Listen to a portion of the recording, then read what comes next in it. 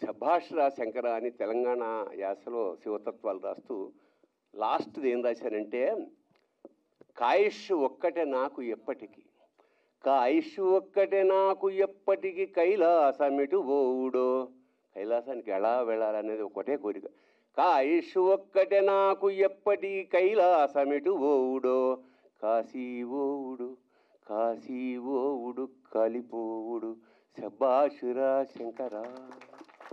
కాశీకి వెళ్ళడం, కాలిపోవడం. కాలిపోవడం అంటే బేసిక్గా మనలో ఉండే మలినాలన్నీ కాలిపోవడం, నేను అనే ఆ అహంకారం కాలిపోవడం ప్రధానం.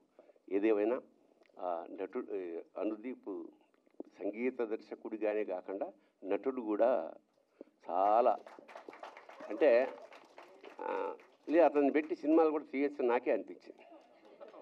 అంటే అండర్ ప్లే చేస్తూ ఆ ఫీలింగ్ని ఎవరు భార్గవ్ కూడా ఎక్కడ ఓవర్ ప్లే కాకుండా వాళ్ళ ఆ పాత్రల్లో కనిపించారంతే. చాలా చక్కగా తీశారు.